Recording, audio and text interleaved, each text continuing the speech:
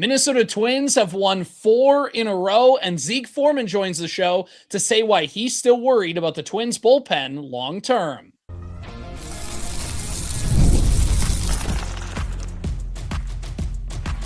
You are Locked On Twins, your daily Minnesota Twins podcast, part of the Locked On Podcast Network, your team every day.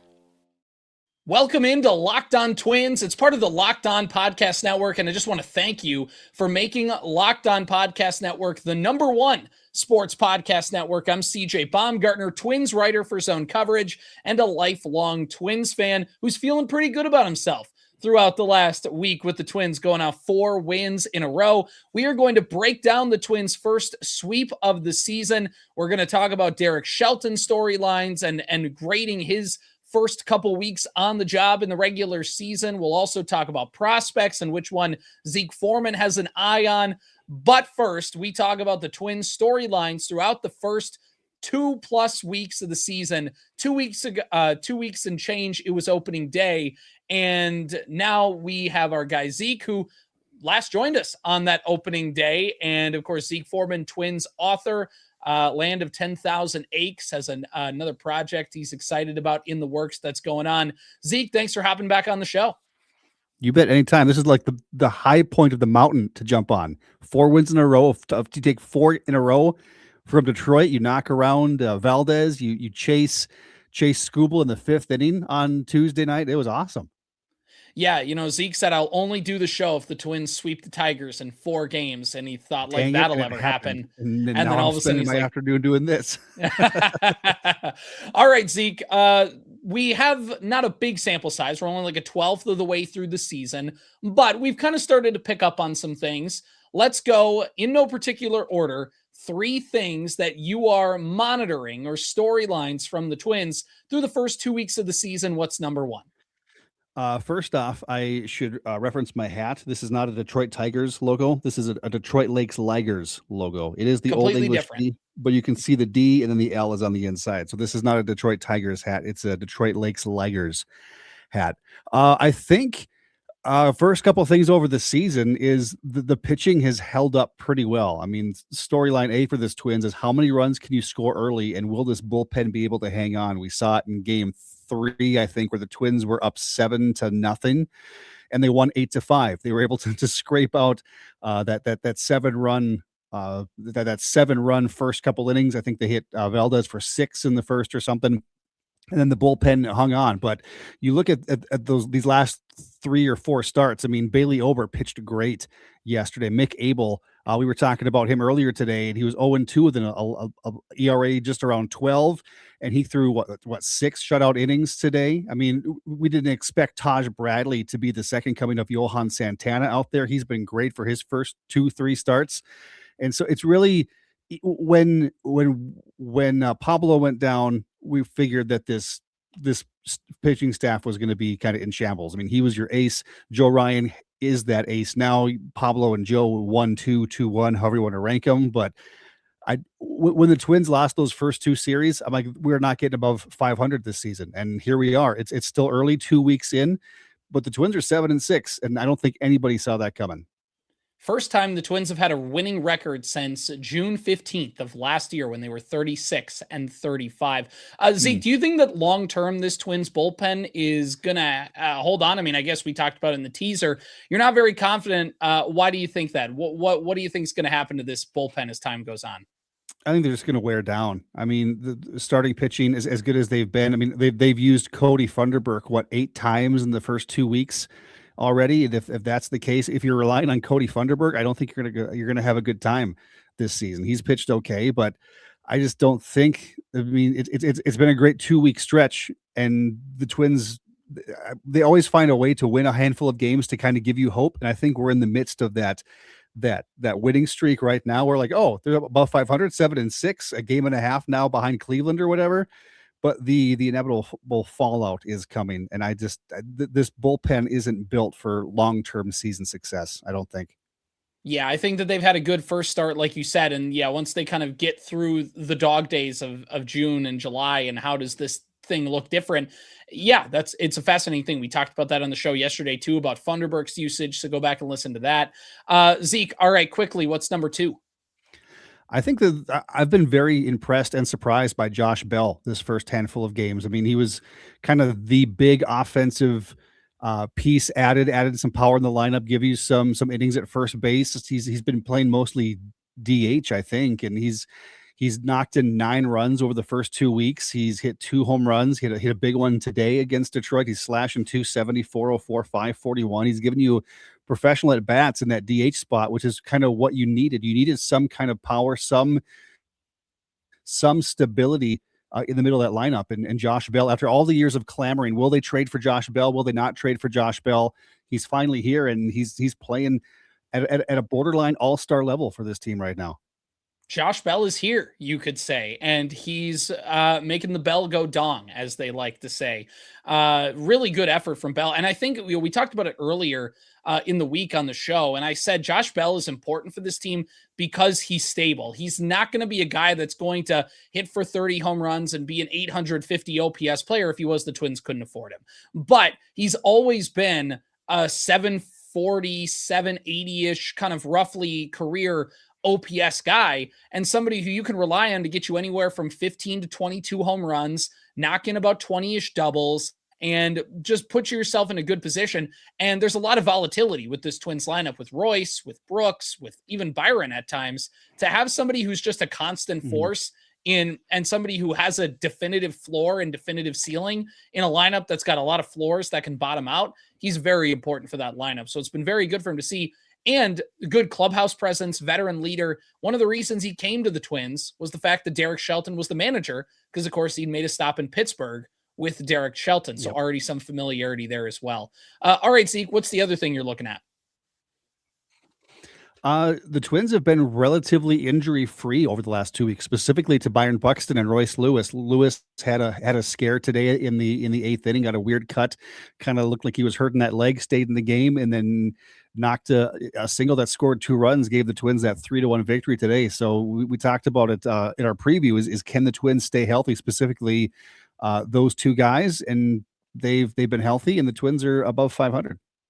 Yay. Yeah, that's the thing. Health, guys like Royce, it rolled up a little bit at first the way it looked, and he didn't really know what happened in that game on Thursday afternoon is, what's going to happen? Is it his knee? Did he pull something? Did he whatever? And then just kind of looked like his front leg just kind of rolled. He rolled his ankle on the swing. So hopefully he's all right. We'll know more as time goes on. But yeah, I mean, Buxton's been healthy. Royce has been healthy. And again, I'm knocking profusely on wood when I say this. You've had your Pablo Lopez's and Bailey Ober hasn't always felt right at times. And certain other players have had to deal with the injury bug. David Festa, a couple other guys here and there.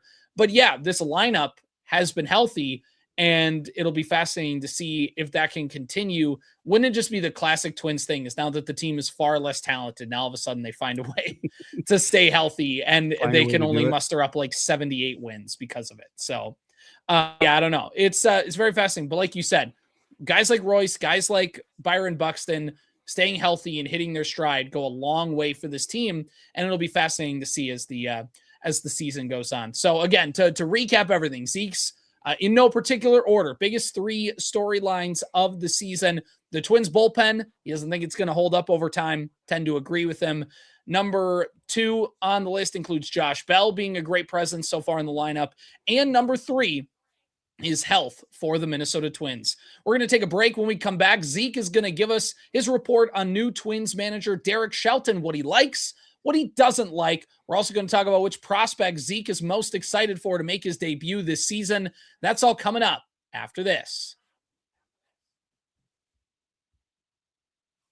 It's tax time, but for a lot of us, the old way of doing taxes is a lot. Trying to book an appointment that's not the most convenient, sitting in a waiting room with a stack of papers. You email back and forth, and you just wonder, do they even really get your situation? But this year, you're getting a major upgrade.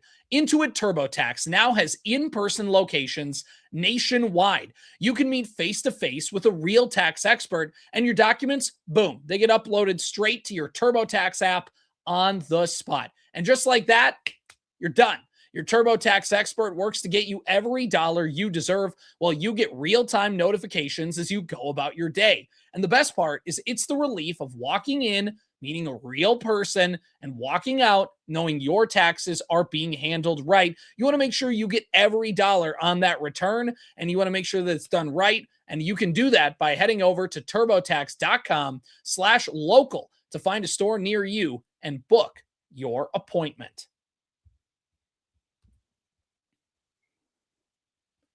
I want to remind you that baseball is finally back, and to celebrate, I'm giving you a full month of the Everydayer Club for free. Go to lockedontwins.supercast.com, and all you have to do is just enter the code FINALLY, FINALLY. What do you get by being a part of the Everydayer Club? Well, you'll unlock every episode ad-free and get access to our private listener group chat. Tap the link in the show notes and use code FINALLY to claim your free month. Okay, so we're talking Derek Shelton. He's had the job since November. He's now gotten through spring training and now the first couple weeks of the season. And just before we get into the things you like and dislike, just give me your overall gut vibe check. Zeke, thumbs up, thumbs down. Derek Shelton, what do you think? Twins are 7-6. Yeah, thumbs up. Yeah. So, yeah, success. So I think so far so good. All right, tell me just through first. 2 weeks. Yeah, through 2 weeks, it's the kiss of death. We'll look back on this in June and be like, what the heck happened? So we'll see. The Twins also had a great 2 week stretch where they literally won every game and still lost 90 games last year. So, we ignore that. But Derek Shelton, first couple weeks of the year, just tell me first, what are some of the things you've liked out of Shelton? What has caught your eye where you're like, hey, that guy's doing it the right way? I like how he doesn't really ride an emotional roller coaster. We saw him get ejected in the third game on a delayed ABS call that was granted to somebody. I don't remember the exact situation, but I just remember seeing the stat that Derek Shelton now leads all Twins managers in ejection percentage with 33%, behind like Gardy was number 2. I think Rocco was number 3. Then you have to go back to like Carl Irmer in the 80s, and then is there Billy Martin has to be on that list, right? He only managed for a year, so he true. didn't have the length, and then it was like Jake Early of those 1910s Washington Senators teams were on the list also, or Jake Stahl, not Jake Early. Jake Early was in the 40s. Jake Stahl was the manager back in like 1910 for a couple seasons.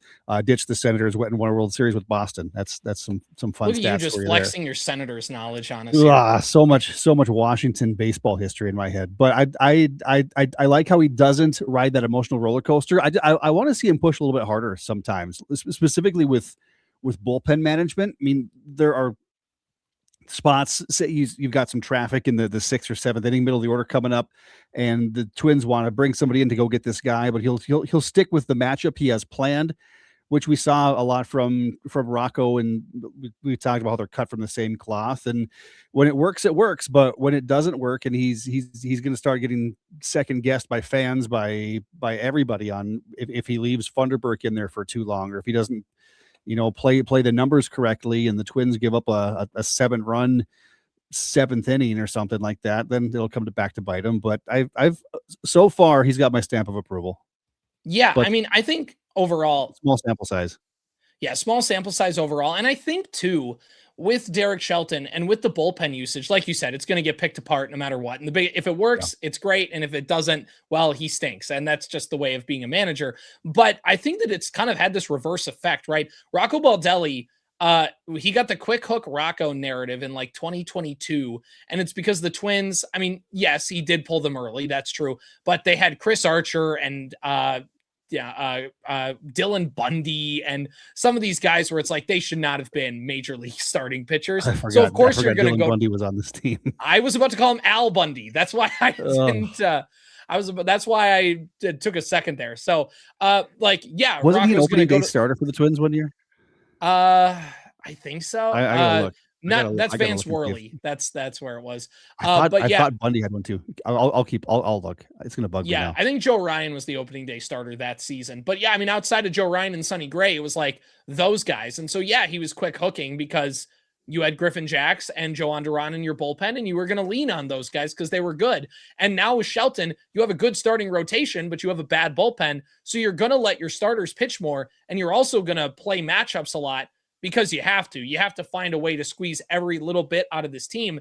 And with Derek Shelton, it feels like he has a quick hook with the bullpen, where anytime a reliever comes in, okay, you faced your 2 hitters, or I should say 3 with the 3 batter minimum. Like, you faced your 3, get out. Or I have you coming in the bottom of the 7th to get this 1 out. Okay, cool. You got the out. You're done. Like, it feels like they're cycling through a lot just because they kind of have to. And that's been fascinating. So they have ran a lot more, Zeke. I don't know if you've noticed that. The Twins certainly have been more active on the bases than they have been, at least anecdotally, over the last couple of years. They have ran into a lot of outs. You see Matt Wallner, Vic Caratini, some guys who shouldn't necessarily be the most aggressive ones running into outs on the bases. But you've also seen Luke Keyshaw get extra bases, Byron Buxton, Cody Clemens, guys do that. So what's your overall view? Do you like the aggressiveness, even though it's going to lead to more outs? Or do you say, like, okay, like, we don't need to get too carried away? I like the aggressiveness. That's the Twins baseball that I grew up with, was those piranha teams where you get 4 guys on and they're all stealing bases and stuff. And then that's fun baseball for me, because it was the baseball that I grew up watching. And the Twins offense has surprised me these last handful of games in this Detroit series, because they looked abysmal in that Tampa series. They looked from innings 1 till like 6 in that Kansas City series, they looked lost. And then they were putting up crooked numbers in innings 7, 8, 9. So the Twins are going to have to find different ways to manufacture runs. And if they're seeing things and if they're feeling confident on the base paths, I like the aggressiveness.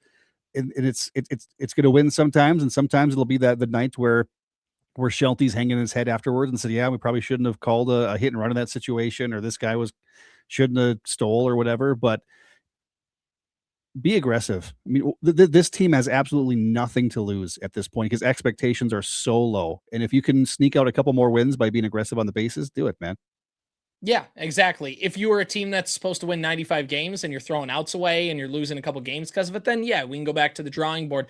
I like the aggressiveness. I think the Twins will be super aggressive, and I think they'll course correct as the season goes along, and they'll kind of take away things and give people more freedom, give people more structure when they need it. I think that'll happen. One last thing here while we're on the manager subject. With the lineup, with platooning, it feels like Shelton's kind of in the same boat as Rocco, with a lot of pinch hitting late in games, trying to play the matchups. You like that? You not like it? Yeah, I like it. It's still early. I mean, if the guy's got a hot hand, leave him in. But if you want to play the number game a little bit more, yeah, like I said, this team has nothing to lose, but except everything. Except everything. Yeah. All right. Yeah. And quickly, while we're on the subject, Twins with their challenges have been the most aggressive. Like, they've been just using challenges early and often. And I know, like, we rag on the hitters for burning the challenges early, but I mean, just in general, like, even the ones they're winning, they're the most aggressive in pushing the envelope with ABS. Do you think that's a good idea, or is it more nuanced than that? Do you think it's bad, good? What's your thoughts on the Twins' approach to ABS, just being very cavalier with the use of challenges? Yeah, I think the last numbers I saw, the Twins led MLB with overturned calls at 28. And like the next team was like in the mid to early teens or something like that. And they've been gaining Shelton's trust. And if they think it's out of the zone, tap the hat and yeah, go for it. I mean, it just shows how, I don't want to say lopsided against the Twins calls can be, because we've seen some very bad calls against the Twins in recent years in terms of balls and strikes and doubles down the foul line in the playoffs 20 years ago that would have turned the tide of that series and not given the Twins that. Not bitter about it at all, though. Never. It's in my book, Land of 10,000 Acres, if you want to relive that. But it could be a lot worse. We could have like a Jazz Chisholm on this team who is not great at the ABS, and he's just overconfident and not good. So I don't think anyone has Wallner, who's been pretty bad. We do have Matt Wallner. That's true. But I think the catchers overall have been the huge shining light in this. Jeffers and Caratini have been very, very good. Huge in getting those overturned. Yeah. So I wasn't a big fan of the ABS right away, but when your team wins an ABS, it gives a little shot in the arm fan wise. When they lose it, you get upset, and yeah, it keeps you in the game. Yeah, exactly. It's another thing to break down. It's another thing to yell at players about, and it's only two of them. So we'll see. We're going to talk about which prospects Zeke is most excited to see come up this year, and we'll wrap up the show with that after this. Workplace chaos, deadline stacking up, inbox overflowing, and the one position you have to fill that's still sitting open. But when the pressure is on and you need to get the right hire, this is a job for Indeed sponsored jobs. Indeed sponsored jobs helps you reach the people who actually fit what you're looking for: skills, experience, location. So you're not just hoping the right candidate stumbles across your post. And here's the stat that says it all. In the minute I've been talking to you, companies like yours, they've made 27 hires on Indeed, according to Indeed data worldwide. So the lesson to learn here is, if you're hiring, spend less time searching and more time interviewing candidates who check all your boxes. Less stress, less time, more results. When you need the right person to cut through the chaos, this is a job for Indeed sponsored jobs. And good news, listeners of this show will get a $75 sponsored job credit to help get your job the premium status it deserves at Indeed.com/podcast. Just go to Indeed.com/podcast right now and support our show by saying you heard about Indeed on this podcast. Indeed.com/podcast. Terms and conditions apply. Need to hire? This is a job for Indeed sponsored jobs. Okay, Zeke, let's wrap up today's episode of Locked On Twins by talking prospects.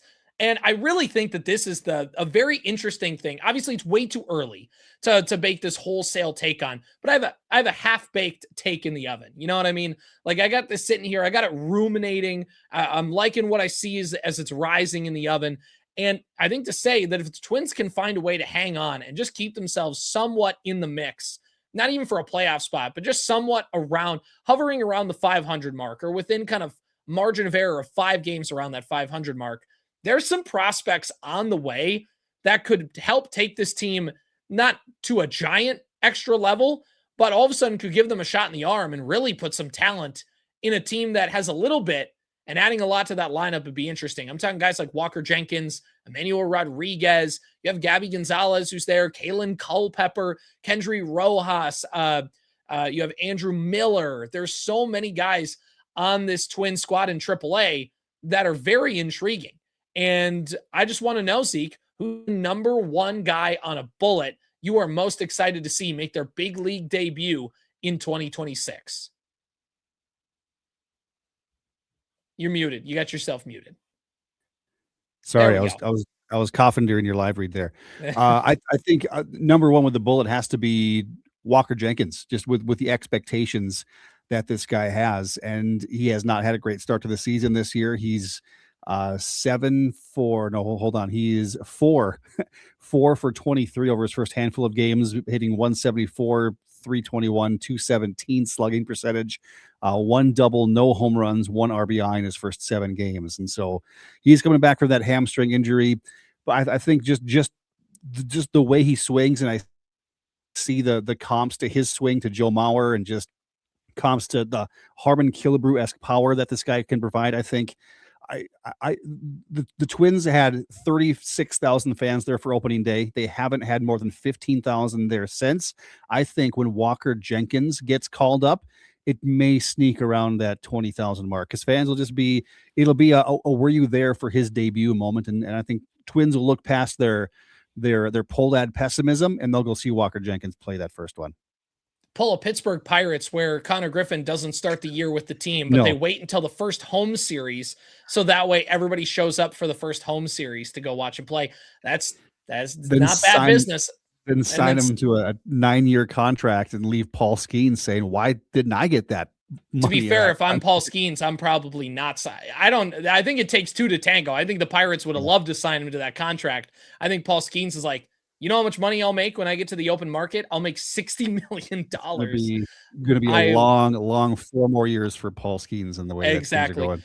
Well, and I'm not sure who Paul Skeens' agent is, but I'll tell you who Walker Jenkins' agent is: Scott Boras. Sweet. And so there is no way he is signing one of those deals. Scott No. Boras is notably patient. He is not going to sign a 9-year deal that pays out service time, but also gets 2 years further away from hitting free agency. Boras wants to hit free agency early and often. And that guy will highly advise Walker Jenkins to not take that contract. To not do that, yeah. And that works sometimes. I mean, Ronald Acuna Jr. is making $10 million this year, and he's one of the premier players in the league. And so he signed that 8-year Atlanta did that to a whole pile of guys. Acuna, one of them, and he's a lot of small market teams do it weirdly. Like on the surface, it's weird, but on the underneath, it's like if you're the Dodgers, you'll just wait. You can pay that guy later. The reason teams do it now is they're scared of the guy realizing he's worth a lot more money. Take the gamble. Yep.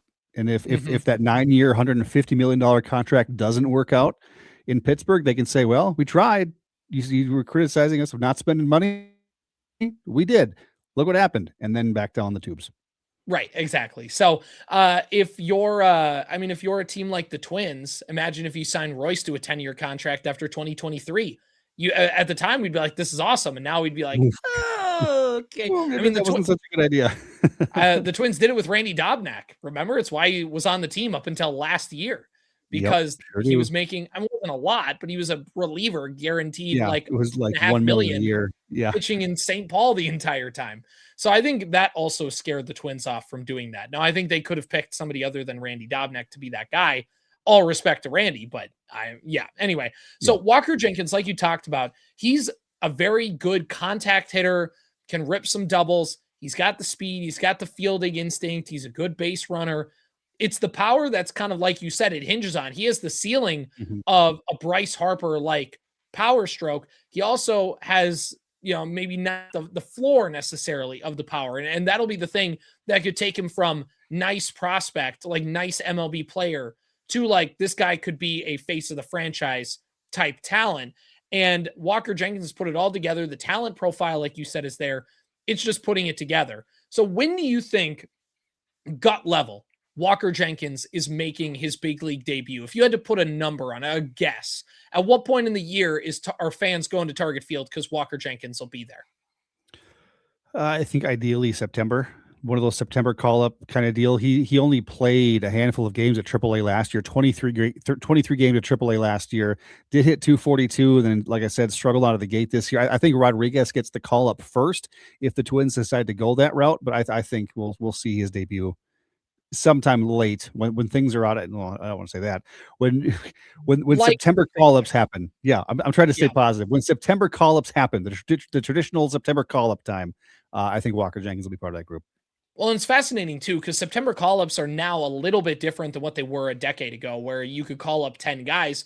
Now, because of the 26-man roster, you can only really, I think, bump it up to 28, 30-ish. Like, you can only bring up, like, an extra hitter or pitcher, so it's lost some of that, like, old-school way of, like, you're talking about. But I think that there is a case to be made that, let Walker cook. The season's going to be a wash. Let's get him up at the end and kind of have him build and project into next year where he can walk in. I think that that's possible, especially because he hasn't necessarily been tearing the cover off the ball. And I think Emmanuel Rodriguez is going to be there sooner rather than later. Now, Matt Wallner's been okay enough, but I think the moment Matt Wallner starts to really struggle, you could see Emmanuel Rodriguez slot right in that right field spot and do some stuff.